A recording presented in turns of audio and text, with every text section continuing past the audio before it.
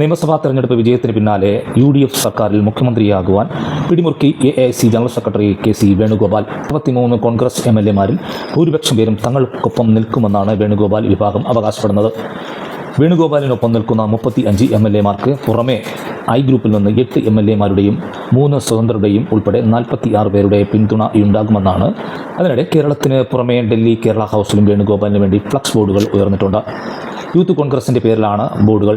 The real leader എന്നും ഫ്ലക്സിൽ വിശേഷണമുണ്ട്. തിരുവനന്തപുരത്തെ DCC ഓഫീസിന് മുന്നിലും വേണുഗോപാലിനായി സമാന ഫ്ലക്സുകൾ ഉയർന്നിട്ടുണ്ട്.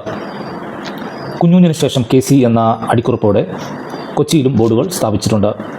നിയമസഭാ തെരഞ്ഞെടുപ്പ് കഴിഞ്ഞയുടൻ കോൺഗ്രസിൽ ആരംഭിച്ച മുഖ്യമന്ത്രി കസേര തർക്കം ഇനിയും രൂക്ഷമാകും.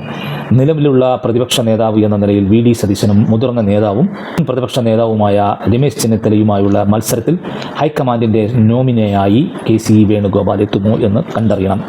ആഹ്ലാദ പ്രകടനങ്ങളിലെല്ലാം ഇവർ 3 പേരുടെയും ഫ്ലക്സ് വെവ്വേറെ ഉയർത്തി പ്രവർത്തകർ എത്തിയിരുന്നു.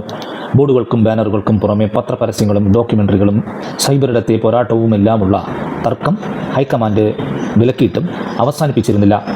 മുഖ്യമന്ത്രി തർക്കത്തിൽ MLA-മാരുടെ പിന്തുണ പ്രധാനമാണ്. 2021 പ്രതിപക്ഷ നേതാവിനെ നിശ്ചയിച്ചപ്പോൾ ചെന്നിത്തലയ്ക്കായിരുന്നു കൂടുതൽ പിന്തുണ എങ്കിലും ഹൈക്കമാൻഡ് VD സതീശനെ നിശ്ചയിക്കുകയായിരുന്നു.